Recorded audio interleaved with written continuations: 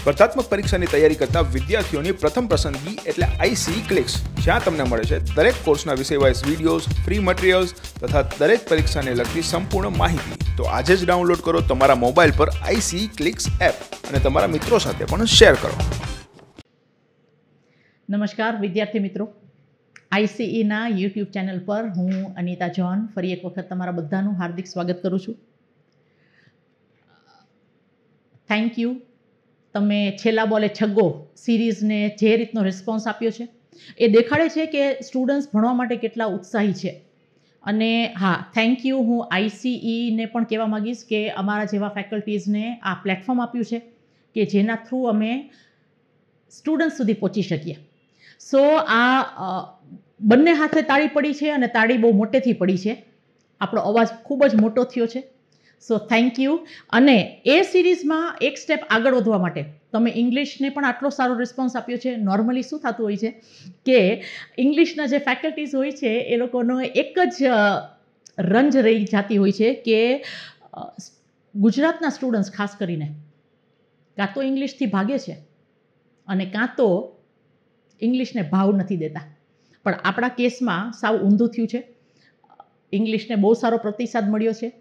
સો એક મોટિવેશન મળ્યું કે જે લોકોએ પણ આ ઇંગ્લિશનો છેલ્લા બોલે છગ્ગો સિરીઝ જોઈ હોય એ લોકો માટે એમાં મેં જે ગ્રામરના રૂલ્સ કરાવ્યા છે તો એ ગ્રામરને ઇમ્પ્લિમેન્ટ કઈ રીતે કરવાનું તો એની હું ટેસ્ટ સિરીઝ ચાલુ કરવા માગું છું. તો આજનો જે ટોપિક છે એમાં મેં 2 ટોપિક ઉપર ટેસ્ટ સિરીઝ લીધી છે. 15 ક્વેશ્ચન્સ લીધા છે, નાઉન અને એડજેક્ટિવ. તો જે સ્ટુડન્ટ્સે છેલ્લા બોલે છગ્ગો સિરીઝ ના જોઈ હોય અથવા એપના વિડીયોઝ ના જોયા હોય એ લોકોને રિક્વેસ્ટ કરીશ કે કાં તો તમે એપના એ પહેલાં વિડીયોઝ જોઈ લો અને કાં તો એ સિરીઝ જોઈ લો, પછી તમને આમાં મજા આવશે. નહીંતર ખાલી અઠિયા મારવા જેવું થશે, એમાં મજા નહીં આવે. ચલો તો લેટ અસ બિગિન. છેલ્લા બોલે છગ્ગો એના ક્વેશ્ચન્સ. ઓકે, આપણો પહેલો ટોપિક છે નાઉન. ચલો હવે આ પહેલો ક્વેશ્ચન છે એ give the plural form of. હવે આપણને પ્લુરલ ફોર્મ આપવાનું કીધું છે. તો સિંગ્યુલર અને પ્લુરલના નિયમ તો તમને ખબર જ છે બધાને. સિંગ્યુલર અને પ્લુરલના નિયમ. હવે આ જે નિયમ છે એ કમ્પાઉન્ડ નાઉન. કમ્પાઉન્ડ નાઉન એટલે શું? એક કરતાં વધારે શબ્દથી બનેલો શબ્દ. કમ્પાઉન્ડ નાઉનમાં પ્લુરલનો નિયમ શું કહે છે કે શબ્દની એન્ડમાં એસ આવશે. શબ્દની એન્ડમાં એસ આવશે નહીં. એસ ક્યાં આવશે? પ્લુરલ છે ને હંમેશા નાઉનનું પ્લુરલ થાય. હવે તમે કહેશો મેડમ આ કમ્પાઉન્ડ નાઉન તો છે, પણ કમ્પાઉન્ડ નાઉન છે ને એ હંમેશા નાઉન અને એડજેક્ટિવથી બનેલું નાઉન કહેવાય. કેવી રીતે? હું સપોઝ તમને કહું કે ચીફ મિનિસ્ટર. Chief minister. તો મિનિસ્ટર તો છે, મંત્રી તો છે, પણ કેવા મંત્રી છે? તો કે મુખ્ય. તો આ મુખ્ય છે ને એનું વિશેષણ થઈ જાય અને આ આખું કમ્પાઉન્ડ નાઉન થઈ જાય. ઓકે, તો કમ્પાઉન્ડ નાઉનમાં આપણે એસ ક્યાં મૂકશું? નાઉનની બાજુમાં. ચીફની બાજુમાં એસ નહીં મૂકીએ. તો એ જ રીતે અહીંયા સન ઇન લો છે તો સન્સ ઇન લોસ તો આવે નહીં, કારણ કે આપણે એડજેક્ટિવની બાજુમાં એસ ના આવે. અહીંયા પણ એસ ના આવે. એપોસ્ટ્રોફી તો આવે જ નહીં. એટલા માટે મારો જવાબ છે sons in law. Okay, son in law એટલે જમાઈ. ડન. પેલો ક્વેશ્ચન સાચો પડી ગયો. નેક્સ્ટ. હવે આપણને પરીક્ષામાં વર્ડ ફોર્મેશન આવે. Word formation. વર્ડ ફોર્મેશનમાં કેવી રીતે હોય? નાઉન આપેલું હોય તેમાંથી વર્બ બનાવવાનું કે, વર્બ આપેલું હોય એમાંથી એડજેક્ટિવ બનાવવાનું કે, એડજેક્ટિવ આપેલું હોય એમાંથી નાઉન બનાવવાનું કે, ગમે તે રીતે તમને પૂછી શકે. ઓકે, તો એના માટે તો આપણે પાર્ટ્સ ઓફ સ્પીચને પહેલાં સમજવા પડે કે એડજેક્ટિવમાંથી નાઉન કેવી રીતે બને. એનું આખું મેં ડિટેલમાં તમને એપમાં કરાવેલું છે. જો ન જોયું તો પ્લીઝ એક વખત જોઈ લેજો, કારણ કે અત્યારે ટેસ્ટ સિરીઝમાં બધું એક્સપ્લેન નહીં કરી શકું. હા, અત્યારે ખાલી તમારી ટેસ્ટ લેવામાં આવે છે કે તમે એ વિડીયો બરાબર જોયા છે કે નહીં. Okay, so give the noun form of attach. Attach છે એ વર્બ છે. વર્બમાંથી નાઉન બનાવવાનું કે છે. એટેચમેન્ટ, જોડાણ. એટેચ એટલે જોડવું, એટેચમેન્ટ એટલે જોડાણ. ઓકે, આ એટેચ્ડ છે અને એટેચેબલ છે, આ બંને એડજેક્ટિવ થશે. ડન. ચલો next. Which is abstract noun. Types of nouns કેટલા છે? 5. Common noun, proper noun, collective noun, material noun અને એબ્સ્ટ્રેક્ટ નાઉન. આંગળીના વેઢે આપણને આવડવા જોઈએ. ઓકે, સો આમાંથી એબ્સ્ટ્રેક્ટ નાઉન કયું છે? એબ્સ્ટ્રેક્ટ નાઉન એટલે કયા શબ્દો કે જેને આપણે અડી શકીએ નહીં અથવા જોઈ શકીએ નહીં, ફક્ત અનુભવ થઈ શકે, દરેક પ્રકારની લાગણી, ગુણ તથા અવગુણ. વીટ છે એ મટીરિયલ નાઉન છે, જે વસ્તુમાંથી બીજી વસ્તુ બનતી હોય.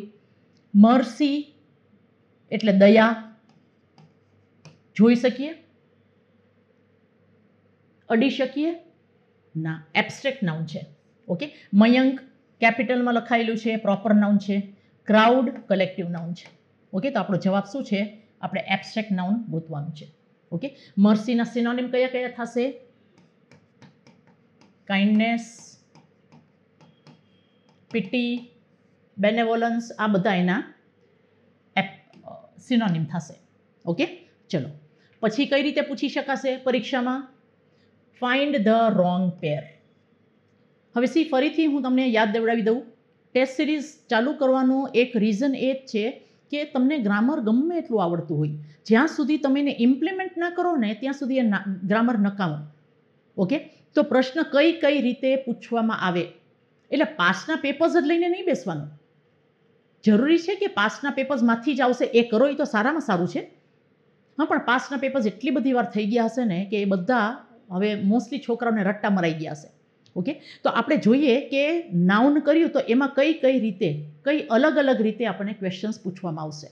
ઓકે, એનું હું તમને એક્ઝામ્પલ આપું છું. ચલો, ફાઇન્ડ ધ રોંગ પેર. કજોડું ગોતો. ઓકે, લોકસ એટલે જગ્યા. હવે જે નાઉન US થી પૂરા થતા હોય એના બહુવચન કરવા માટે US ની જગ્યાએ આઈ મૂકવામાં આવે છે. તો આ તો જોડું બરાબર છે, આ જોડું પરફેક્ટ છે. ઓકે, આપણે તો રોંગ પેર ગોતવાનું છે. ઓકે, પછી લાર્વા. લાર્વા એટલે young one of a butterfly. Okay, એનું લાર્વે થઈ જશે, એટલે આ પણ બરાબર છે.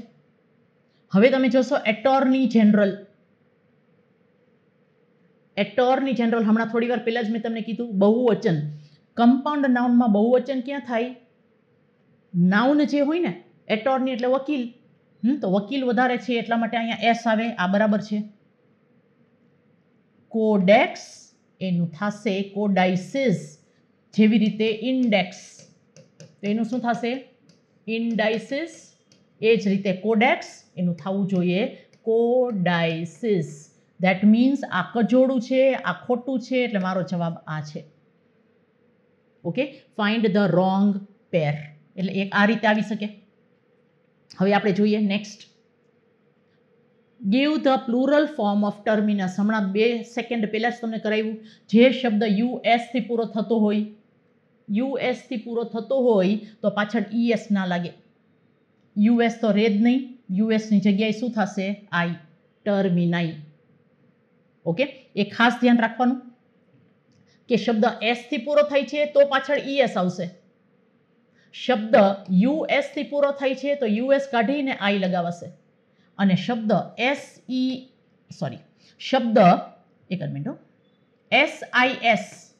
થી પૂરો થાય છે તો SIS ની જગ્યાએ આપણે SES લગાવવાનું. તો આ રીતે બધા રૂલ્સ તમે કરી લેજો, કારણ કે આ S છે ને એ બહુ ડેન્જરસ છે. એમાં 3 અલગ અલગ રીતે તમારે પ્લુરલ થશે. શબ્દ S થી પૂરો થતો હોય તો ES, શબ્દ US થી પૂરો થતો હોય તો US કાઢી અને I, અને શબ્દ SIS થી પૂરો થતો હોય તો SIS કાઢી અને SES. ડન છે? ચલો. Which of these is a collective noun. આ બધામાંથી કલેક્ટિવ નાઉન કયું છે? ચલો ફરીથી ટાઈપ્સ ઓફ નાઉન્સ આવી ગયું. હા, આ man common noun, biodata common noun, flight common noun. Answer છે બિયર્ડ. બિયર્ડ એટલે દાઢી, દાઢીમાં એક વાળ ના હોય. હવે સાંભળો, ઘણા છોકરાઓ કહેશે કે મેડમ ફ્લાઇટ ઓફ બર્ડ્સ, અમે તો તમે જ કલેક્ટિવ નાઉનમાં અમને કરાવ્યું હતું કે ફ્લાઇટ ઓફ બર્ડ્સ, તો આ તો કલેક્ટિવ નાઉન થયું ને. પણ બેટા ફ્લાઇટ ઓફ બર્ડ્સ જો આપેલું હોય ને તો આ કલેક્ટિવ નાઉન થશે. અહીંયા ખાલી તમને આપ્યું છે ફ્લાઇટ. આ ફ્લાઇટ એટલે વિમાન. વિમાન એક જ હોય એટલા માટે. જો આવી રીતે આપ્યું હોત ને તો વસ્તુ અલગ હતી. ડન. ચલો નેક્સ્ટ. આ ફરીથી કલેક્ટિવ નાઉનનો જ ક્વેશ્ચન છે. A blank of arrows was fired at the deer. A blank of arrows. Arrow એટલે તીર. એક કરતાં વધારે તીર હોય તેને શું કહેવાય? ક્વીવર. કલેક્ટિવ નાઉનનું લિસ્ટ જોઈ લ્યો. આ લખાવેલું છે. રેન્જ કેનું થશે? રેન્જ અથવા ચેઇન? માઉન્ટન્સ. રેન્જ અથવા ચેઇન ઓફ માઉન્ટન્સ. પર્વતમાળા. આ હોસ્ટ છે કેનું છે? યાદ કરો. આ કેનું છે? સ્પેરોઝ. ચકલી. ચકલીના ટોળાને શું કહેવાય? હોસ્ટ કહેવાય. Battalion of soldiers. આવી રીતે યાદ રાખવાના. જ્યારે પણ ફ્રી બેઠા હો ને ત્યારે થોડા થોડા યાદ કરતા જવાના કે કાગડાના ટોળાને શું કહેવાય? કાગડાના ટોળાને શું કહેવાય? મર્ડર. ફ્રી બેઠા હો ત્યારે થોડું થોડું આ વિચાર કરતા જાઓ, લખતા જાઓ. એક સાથે 1 કલાક બેસીને ઇંગ્લિશ કરવાની જરૂર નથી. એવું નથી કે તમે આખા દિવસમાં 1 કલાક બેસીને જ ઇંગ્લિશ કરો તો જ થાય. શબ્દ ભંડોળ કેવી રીતે કરવાના? કટકે કટકે 5 5 6 6 શબ્દો કરશો તો યાદ રહેતું જશે. You have to fall in love with English. Okay, તો જ થશે. હવે પ્લુરલ ફોર્મ ઓફ બ્રધર. હવે બ્રધરના 2 અર્થ થાય છે. જો સગા ભાઈ હોય તો બ્રધરનું બહુવચન શું થશે? બ્રધર્સ. સગા ભાઈ. ઓકે, અહીંયા જો બ્રધર્સ ક્યાંય આપેલું છે? નથી આપેલું. ઓકે, હવે બ્રધરનો બીજો મિનિંગ એ પણ થાય છે નાતભાઈ. નાતભાઈ એક જ નાતના હોય તો એને નાતભાઈ કહીએ, તો એનો બહુવચન થશે બ્રેધરેન. આપણો જવાબ શું છે? બ્રેધરેન. ઓકે, ચલો, વેરી ગુડ. નાતભાઈ. Next. Feminine form of hart. Hart એટલે હરણ. હાર્ટ એટલે હરણ. આનું થશે રો એટલે હરણી. ઓકે, આવા પણ શબ્દો આવે. બકનું શું થાય? બક એટલે પણ હરણ થાય, તો એનું શું થશે? ડો. આવી રીતે યાદ રાખવાનું. ચલો, select the correct sentence in plural form. Plural ફોર્મનું કરેક્ટ સેન્ટેન્સ આપણે ગોતવાનું છે. ટ્રાન્સલેશન તો કરવાનું જ નથી. આમાં શું ટ્રાન્સલેશન કરશું આપણે કે આમાં કેવા શું માગે છે? તમારે ગ્રામરના નિયમ પ્રમાણે જવાનું છે. Plural form. ઓકે, હવે આપણે જો અહીંયા પ્લુરલ છે, બરાબર છે. These are the men's books.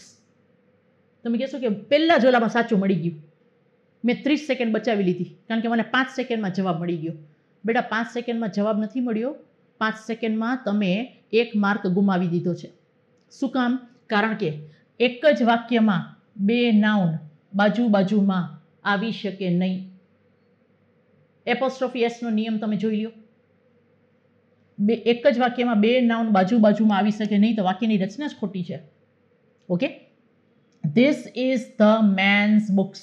તો તમે કહેશો યસ, અહીંયા જોયું 2 નાઉન બાજુમાં હોય તો પેલું નાઉન હંમેશા એપોસ્ટ્રોફી. તો આ સાચું હોઈ શકે, આ સાચું ના હોઈ શકે. શું કામ? કારણ કે ધીસ બુક્સ અહીંયા બહુવચન છે તો અહીંયા ધીસ ના આવવું જોઈએ.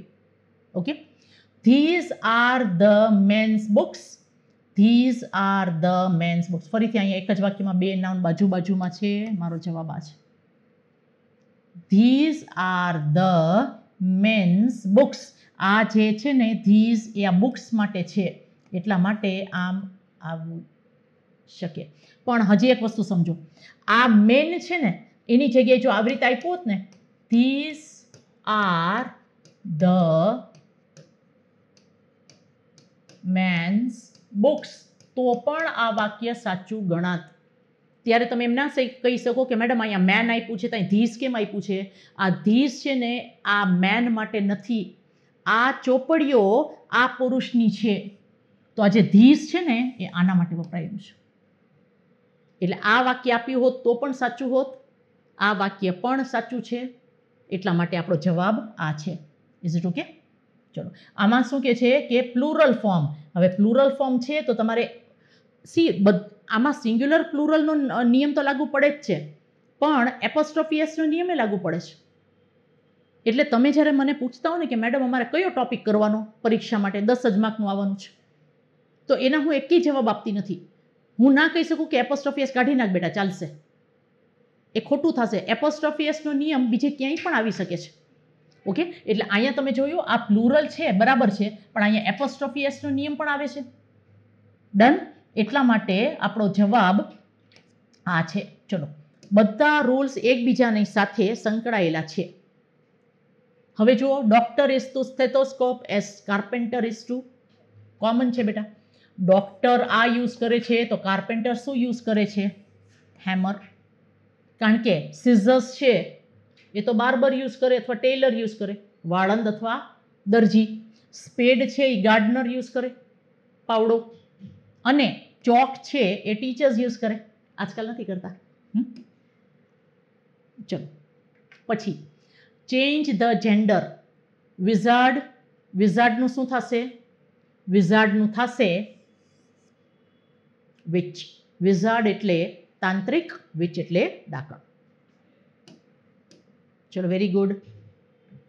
Which one is not a utensil. Utensil એટલે વાસણ. આ બધામાંથી વાસણ કયું નથી? ચોખ્ખું દેખાય છે, કોલ. કોલ એટલે કોલસો. ટોંગ્સ એટલે ચીપિયું. પ્લેટ એટલે ડિશ, થાળી. બાઉલ એટલે વાટકો. ચલો, very good. Utensil. Find the odd one out. હવે તમે જુઓ ઓડ વન આઉટ, તો સૌથી પહેલાં તો આપણે એ જોવું પડશે કે આ કયા સેક્શનમાંથી છે. ઓડ વન આઉટ સિંગ્યુલર પ્લુરલમાં પણ હોય, એકવચન બહુવચન, હમણાં મિસમેચ આવ્યું હતું એ રીતે. પછી તમને અહીંયા એનિમલ્સ આપેલા હોય તો સામે એના બચ્ચા આપેલા હોય, એમ પણ થઈ શકે. પછી તમને અહીંયા એનિમલ્સ આપેલા હોય અને સામે એનું કલેક્ટિવ નાઉન આપેલું હોય, કોઈ પણ ટાઈપથી આવી શકે. એટલે આપણે એનિમલ્સ અને બર્ડ્સમાં શું કરવાનું? એક તો એના જેન્ડર કરી લેવાના, ઓકે. પછી એના સાઉન્ડ કરી લેવાના. આ સાઉન્ડ છે, કયા એનિમલનું કયું સાઉન્ડ. પછી એના યંગ વન કરવાના, ઓકે. આના કલેક્ટિવ નાઉન કરવાના અને આના હોમ કરવાના. ચલો, રહેઠાણ. અહીંયા તમને સામે એ પણ આવી શકે. Is it okay? તો અહીંયા આપણને સાઉન્ડ આપેલું છે તો આપણે સાઉન્ડ કરી લઈએ. શીપ છે એ તો બ્લીટ જ કરે. હોર્સ છે એ ને કરે. આઉલ છે એ હૂટ કરે. એસ છે ને એ ગ્રન્ટ ના કરે, એ કરે બ્રે, ભૂંકવું. એસ એટલે ગધેડો, ગધેડો ભૂંકે એને કહેવાય બ્રે. ઓકે, તો ગ્રન્ટ કોણ કરે? ગ્રન્ટ કોણ કરે? ગ્રન્ટ કરે પિગ, ઓકે, ડુક્કર. ડન. ચલો, હવે નાઉનમાં આપણે છેલ્લું જોઈ લઈએ. Find the odd one out. Man એનું થઈ જશે મેન. મેન એનું મેન. હવે આમાં કહે છે કે ઓડ વન આઉટ. હવે આપણે જોઈએ કે આમાં શું પૂછવા માંગે છે? સિંગ્યુલર પ્લુરલ પૂછવા માંગે છે. પહેલામાં રોંગ પેર આપ્યું હતું, આમાં ઓડ વન આઉટ. એ સેમ વાક્ય સેમ જ છે, પ્રશ્ન સેમ જ છે, ખાલી શબ્દો બદલાવી દીધા છે. ઓકે, તો મેનનું મેન જ થાય, હેરનું હેર જ થાય, ફૂટનું ફીટ જ થાય. ખાલી લીફનું શું થાય? સોરી, આ લીફનું શું થશે? લીવ્સ. એટલા માટે મારો જવાબ આ છે. ઓકે, રોંગ પેર કેવી રીતે ગોતવાની હતી. ડન. આટલું ક્લિયર છે બધાને? સો આ હતા આપણા નાઉન્સ. નાઉન્સ આ રીતે પૂછી શકાશે.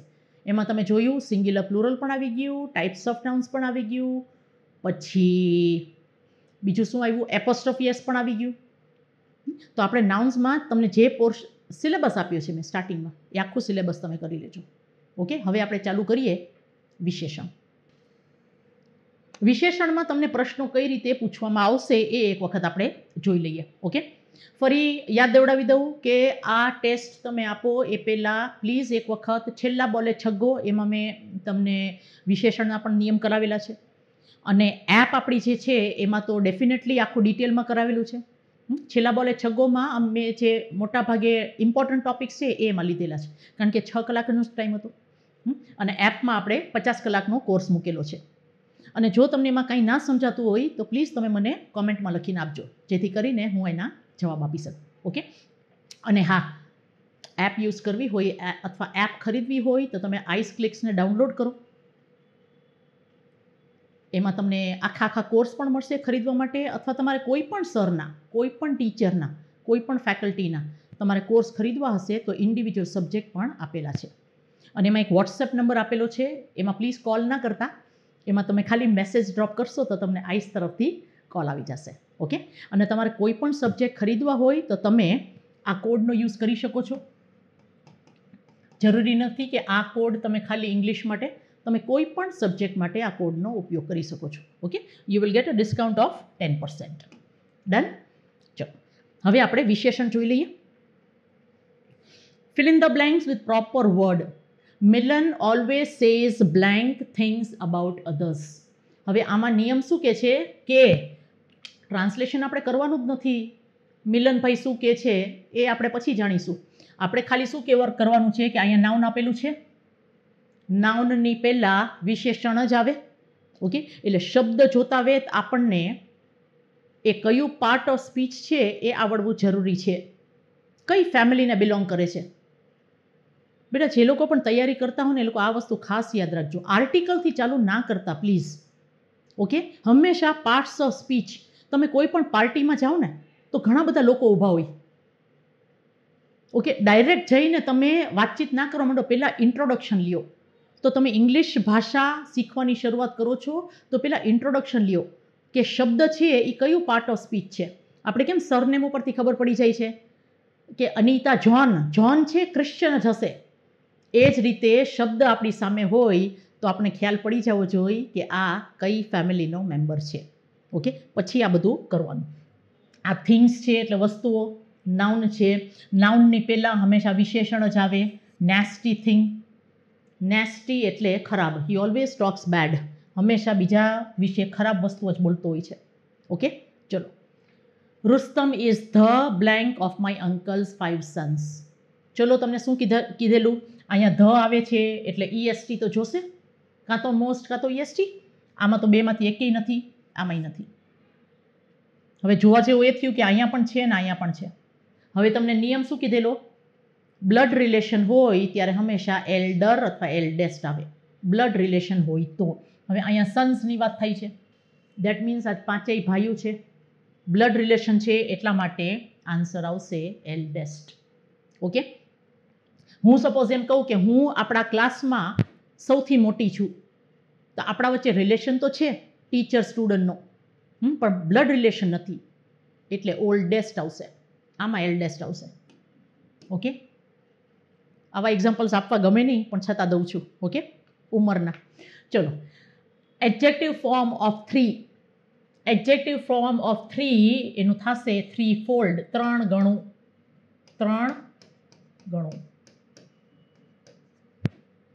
3-fold. You have 3-fold knowledge. Okay, in English મારા કરતાં 3 ગણું નોલેજ છે. Done. Have you watched blank these films. હવે અહીંયા આપણે જોશું કે ધીઝ ફિલ્મ્સ આપ્યું છે, દેટ મીન્સ આ નાઉન છે, નાઉનની પહેલાં તમારી પાસે ઓલરેડી વિશેષણ છે.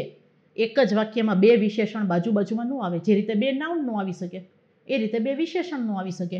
તો આ ફ્યુ ને એની તો વિશેષણ છે. હા, આપણે એમ કહીએ કે ફ્યુ ફિલ્મ્સ, આ વાક્યમાં બંધ નહીં બેસે, પણ હું તમને એક્ઝામ્પલ આપું છું. એની ફિલ્મ, કારણ કે ફિલ્મ નાઉન છે એની બાજુમાં આવી શકે વિશેષણ, પણ અહીંયા આપણી પાસે ઓલરેડી વિશેષણ છે તો આ બીજું વિશેષણ ન આવી શકે. તો તમે કહેશો મેડમ આ શું છે? આ પ્રોનાઉન છે, કારણ કે વિશેષણ અને નાઉનની વચ્ચે કોઈ ન આવી શકે. આપણે હંમેશા એક્ઝામ્પલ શું આપીએ છીએ? વિરાટની બાજુમાં અનુષ્કા, એના વચ્ચે કોઈ ના આવી શકે. તો એ જ રીતે એડજેક્ટિવ અને નાઉનની વચ્ચે કોઈ ના આવી શકે, અને નાઉનની પહેલાં પ્રોનાઉન ન આવી શકે, એટલે વચ્ચે એકાદો શબ્દ તો જોઈએ જ. Okay, have you watched blank these films. હવે એની ઓફ એ આવી શકે, સમ ઓફ આવી શકે, પણ ત્યારે આપણે શું યાદ રાખવાનું? પ્રશ્નાર્થવાચક વાક્યમાં એની ઓફ આવશે. સમ ઓફ ક્યાં આવે? કારણ સમ ઓફ છે એ ફૂલ સ્ટોપ વાળા વાક્યમાં, અને એ પણ હકારાત્મક. નકારાત્મક એસર્ટિવ સેન્ટેન્સ કહેવાય ને, વિધાનવાચક. તો વિધાનવાચક વાક્ય હકારાત્મક હોય તો સમ આવે, વિધાનવાચક વાક્ય નકારાત્મક હોય તો એની આવે. આ ડિટેલમાં મેં કરાવેલું છે, હું અત્યારે લાંબા ડિટેલમાં જઈશ નહીં, તમે એક વખત જોઈ લેજો. મારે ખાલી શું દેખાડવું છે? ટ્રાન્સલેશન કર્યા વગર ગ્રામરના નિયમથી તમે આ બધું કરી શકશો. ગુજરાતીમાં આખું બોર્ડ ભરી નાખવાની જરૂર નથી. હું ગુજરાતી એટલે નહીં કરું કારણ કે જો હું ગુજરાતીમાં ટ્રાન્સલેશન કરીશ તો સ્ટુડન્ટ્સને પણ આદત પડશે, પરીક્ષામાં એ પણ ગુજરાતી સમજવાની કોશિશ કરશે જે કમ્પ્લીટલી રોંગ હશે. ઓકે, હું બધું એક્સપ્લેન તમને ગુજરાતીમાં કરીશ પણ આ વાક્ય એનું ટ્રાન્સલેશન નહીં કરું. ડન? કારણ કે જે ટીચર કરે એ જ સ્ટુડન્ટ્સ પણ કરે. Okay, this city is blank polluted blank any other city. હવે તમે જોશો અહીંયા એક સિટી, અહીંયા બીજું સિટી, કમ્પેરેટિવ ડિગ્રી આપણે મોર અને ધેન જોશે. હવે બાજુમાં ધેન જોશે 1, 2 ને 3. આ નહીં, કાઢી નાખો. હવે આ બધી જગ્યાએ ધેન છે તો સામે તો મોર જોશે કારણ કે મોર અને ધેન. ઓકે, આ બે નહીં આવે, મારો જવાબ આ છે. ટ્રાન્સલેશન કર્યું આપણે? ચલો. This city is more populated than any other city. આ શહેર બીજા બધા શહેર કરતાં, બીજા કોઈ પણ શહેર કરતાં વધારે વસ્તીવાળો છે. ટ્રાન્સલેશન તો ફાવે પણ આપણે કરવું નથી. મારે અવારનવાર પ્રૂવ એટલા માટે કરવું પડે છે કારણ કે ઘણી વખત સ્ટુડન્ટ્સના માઇન્ડમાં એવો ડાઉટ હોય છે કે મેડમ સાઉથના છે ને ગુજરાતી નહીં આવડતું હોય, એટલે હું પ્રૂવ કરું છું કે મને ગુજરાતી આવડે છે. ઓકે, પણ હું તમને નહીં કરવા દઉં. ચલો, comparative degree of 4. Comparative degree of 4. હવે આમાં 4 છે એટલે ER તો જોશે આર્યું, કાં તો ER જોઈને કાં તો મોર જોઈએ. ઓકે, 4નું થઈ જશે ફોર્મર પહેલાંનું, અને ફોરમોસ્ટ સુપરલેટિવ ડિગ્રી પૂછે તો. ચલો, crime and punishment is one of. હવે તમે જોશો અહીંયા વન ઓફ છે ને, વન ઓફ હોય એટલે એનું માળખું જ આ છે. વન ઓફની બાજુમાં ધ પ્લસ પ્લુરલ નાઉન. ચલો, આની ઓપ્શન સામે નથી જોતી. વન ઓફની બાજુમાં ધ અને પ્લુરલ નાઉન જોઈએ. One of, each of, either of, neither of. એની બાજુમાં હંમેશા તમને પ્લુરલ નાઉન જોવા મળશે. આમાં જોઈ લ્યો પ્લુરલ નાઉન ક્યાં છે. સૌથી પહેલાં તો વન ઓફ. વન ઓફ સાથે ગુડ તો આવે જ નહીં કારણ કે સુપરલેટિવ ડિગ્રીનું છે. ઓકે, એટલે કાઢી નાખવાનું બેટા. તો અહીંયા મારી પાસે છે બેસ્ટ, અહીંયા છે બેસ્ટ. તો આપણને તો પ્લુરલ નાઉન જોશે, અહીંયા સિંગ્યુલર નાઉન છે. મારો જવાબ છે આ. Crime and punishment is one of the best novels in the world. આ ટ્રીક છે જે તમારે સમજવાની છે. These tricks are very important. Translation is not necessary. Okay, pass થવું હોય ને, ખાલી પાસ થવું હોય તો ટ્રાન્સલેશન કરીને કરો. આપણે સ્કોર કરવો છે. We need to score. Okay, અને એમાં સ્પીડ અને એક્યુરેસી બંને હશે ને તો જ આપણે સ્કોર કરી શકશું. ડન? ચલો, give adjective form of suffice. Suffice એ વર્બ છે, પૂરું પાડવું. પૂરું પાડવું, સફાઈસ. ઓકે, એનું એડજેક્ટિવ ફોર્મ શું થઈ જશે? પૂરતું. પૂરતું એટલે સફિશિયન્ટ. મારો જવાબ આ છે. ચલો, very good. Word formation. The room was decorated with blank furniture. Okay, આ હું કરાવું એ પહેલાં એક નાનકડું અનાઉન્સમેન્ટ કરી દઉં. જે લોકોએ પણ એપ લીધી છે, આ અઠવાડિયામાં હું તમને 3 થી 4 અપડેટ આપવાની છું એપમાં. હું દર અઠવાડિયે તમને 3-4 અપડેટ્સ આપતી રહીશ, જેથી કરીને તમે જે એપમાં વાંચ્યું છે એનાથી તમે થોડું એન્હાન્સ કરી શકો. એટલે એવું બિલકુલ નહીં વિચારવાનું કે એપ લઈ લીધી, હવે મેડમ કંઈ નવું કરાવશે તો અમને કેમ મળશે. તો હું તમને અપડેટ્સ એમાં આપતી રહીશ. Is it okay? ચલો, the room was decorated with blank furniture. હવે અહીંયા તમે કહેશો ફરીથી ફર્નિચર આવ્યું. મારે આ ફર્નિચર એટલે નાઉન છે, આગળ મારે શું જોશે? વિશેષણ. આ બધામાં જોઈ લો વિશેષણ કયું છે? એન્ટિક. સ્પેલિંગ. આમાં બીજું કંઈ ના થઈ શકે, આપણે સ્પેલિંગ જ યાદ રાખવા પડે. ઓકે, ચલો હવે એક જ minute. Last question. Okay, the adjective of value. ના, આના પછી હજી 5 ક્વેશ્ચન્સ છે. The adjective of value. હવે ફરીથી આપણે જોઈએ. વેલ્યુ નાઉન છે. ઓકે, વેલ્યુ એટલે કિંમત. શું આવશે? કિંમતી. Valuable. Time is money, time is precious, time is valuable.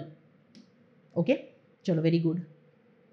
Choose the correct superlative degree. હવે ખાસ ધ્યાન રાખજો, આપણે સુપરલેટિવ ડિગ્રીમાં ફેરવવાનું છે વાક્યને, એટલે આપણે બીજું કાંઈ જોઈએ એ પહેલાં આમાંથી જોઈ લઈએ. સુપરલેટિવ ડિગ્રીવાળા હોય ને એ જ રાખીએ, બાકી બધા કાઢી નાખીએ.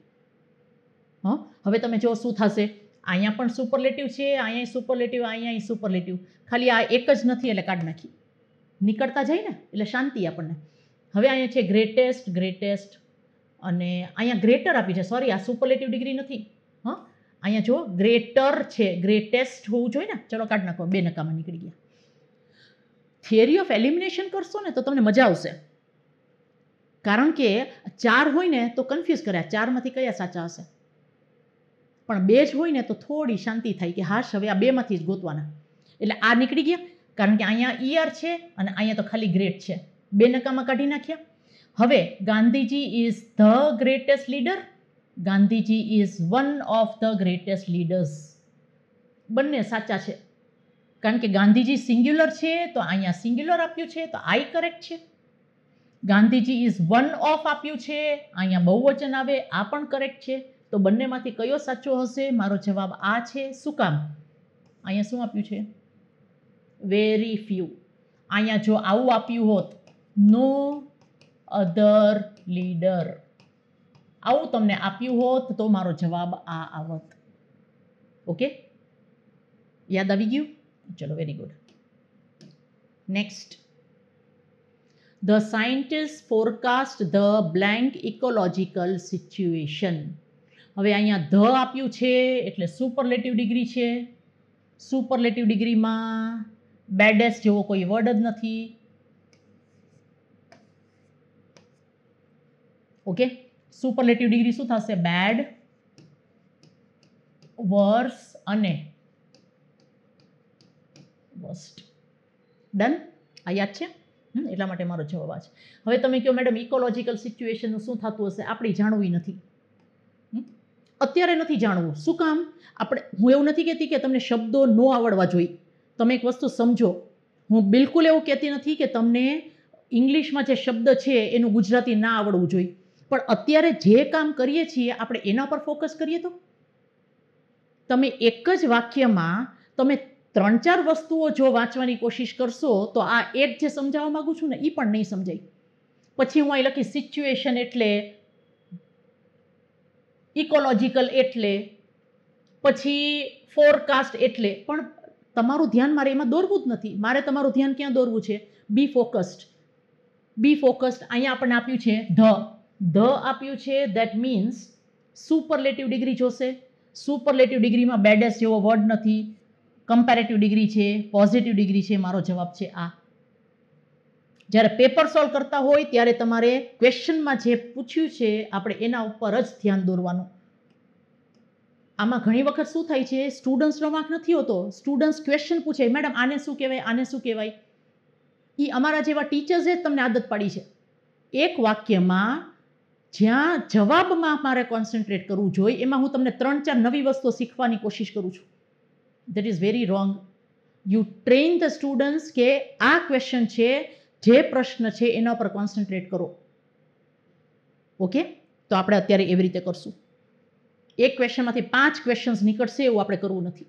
ચલો, identify the superlative form of little. હવે લિટલ, લેસ અને લીસ્ટ, આમાં ક્યાં લીસ્ટ આપ્યું છે જોઈ લો. આમાં બીજું કાંઈ આપણે વધારે મગજમારી કરવી નથી. Okay, complete the given pair of sentence using the following points. We enjoyed our holiday. It was blank relaxing. હવે આમાં બહુ સિમ્પલ વસ્તુ છે. અહીંયા તમને જેરન્ડ આપેલું છે, means gerund is equal to noun. Okay, હવે તમારે ખાલી એક વસ્તુ કરવાનું છે કે આ જે રિલેક્સિંગ છે ને એ નાઉન છે કે વિશેષણ, એ તમારે સૌથી પહેલાં નક્કી કરી લેવાનું. તમે એમ કહેશો કે મેડમ આઈએનજી આપ્યું છે એટલે જેરન્ડ લાગ્યું. પણ રિલેક્સિંગ છે ને, relaxing that is an adjective. For example, if I say this vacation is very relaxing, તો આ વેકેશન કેવું છે? વેકેશન નાઉન છે ને, તો આ વેકેશન કેવું છે? રિલેક્સેશન આપે એવું છે. ઓકે, તો આ રિલેક્સિંગ છે, that is an adjective. હવે તમને નિયમ આપી દઉં. ખાલી વિશેષણ આપેલું હોય તો સામે સો આવે. જો વિશેષણની બાજુમાં નાઉન પણ આપેલું હોય તો સચ આવે. You are so intelligent. You are such intelligent students. તો ઇન્ટેલિજન્ટની બાજુમાં જ્યારે સ્ટુડન્ટ્સ આવ્યું ત્યારે સચ આવ્યું, અને ખાલી ઇન્ટેલિજન્ટ આવ્યું તો સો આવ્યું. બસ એટલું જ આપણે કરવાનું. અહીંયા રિલેક્સિંગની બાજુમાં નાઉન નથી આપેલું એટલા માટે મારો જવાબ છે આ. ગ્રામરનો નિયમ. હા, ગ્રામરના નિયમ તમે એક્સટેન્ડેડ વર્ઝનમાં તમે જોઈ લો, જેથી કરીને બીજા ક્વેશ્ચનમાં તમને એની બાજુમાં જો નાઉન આપે તો તમને ખબર પડે કે મારે સચ મૂકવાનું છે. Is it okay? ચલો, ટ્રાન્સલેશન નથી કર્યું. Give adjective form of heal. હવે હીલ એટલે સ્વસ્થ કરવું. એડજેક્ટિવ ફોર્મ હોય તો આપણે શું કહેશું કે સ્વસ્થ. સ્વસ્થ એટલે હેલ્ધી. એટલે તરત જ આપણું ધ્યાન ક્યાં જાય? અહીંયા 5 સેકન્ડમાં આ કરીને આવી અને 5 સેકન્ડમાં માર્ક ગુમાવીને આવીએ. સ્પેલિંગ જુઓ. લાગે છે સ્પેલિંગમાં ફરક? આ તમને કન્ફ્યુઝ કરવા માટે જ આવું આપ્યું હશે. ઓકે, આપણો જવાબ શું છે? હેલ.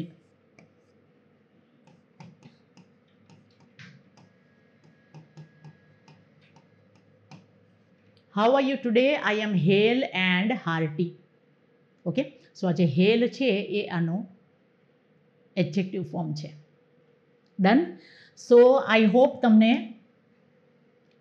આ જે 30 ક્વેશ્ચન્સ હતા એ તમને ખૂબ જ કામ આવશે. પરીક્ષામાં કઈ રીતે પૂછાય છે એ મેં તમને આપવાની કોશિશ કરી છે. હવે નેક્સ્ટ લેક્ચરમાં હું બીજા કોઈ પણ 2 ટોપિક ઉપર 15 ક્વેશ્ચન્સ લઈને આવીશ. આપણે એ રીતે પ્રેક્ટિસ કરતા રહીએ. તમને જો આજના લેક્ચરમાં કાંઈ પણ ડાઉટ હોય અથવા તમારે કાંઈ પણ ક્વેશ્ચન્સ પૂછવા હોય, હવે મારે કહેવાની જરૂર નથી પડતી. આપણા વચ્ચે હવે રિલેશન્સ જ એવા થઈ ગયા છે, હા, કે તમે બિંદાસ મને પૂછી શકો છો. હા, કોમ્પ્લિમેન્ટ્સ આપો છો, સો થેન્ક યુ. માણસ છું, ડેફિનેટલી કોમ્પ્લિમેન્ટ્સ ગમે. સો હા, ભૂલ હોય છે એ પણ તમે સુધારો છો. રસવઈ, દીર્ઘઈ એવું કંઈક તમે બોલતા હો છો. હા, ભૂલ થાય છે ગુજરાતીમાં, તો એના માટે માફી, કારણ કે Gujarati was not my subject. પણ છતાં હું કોશિશ કરું છું કે જેટલું બને એટલું સારી રીતે ગુજરાતી ભણાવી શકું, ગુજરાતીમાં સમજાવી શકું. જોડણીની ભૂલ ના કાઢતા. ઓકે, અને જોડણીની ભૂલ થાય તો માફ કરજો. સો આઈ હોપ આજનો વિડીયો તમને ગમ્યો હશે. નેક્સ્ટ લેક્ચરમાં હું ફરી એક વખત તમારી સામે નવા ટોપિક સાથે હાજર થઈશ. ત્યાં સુધી મને રજા આપો. જય હિન્દ, જય ભારત.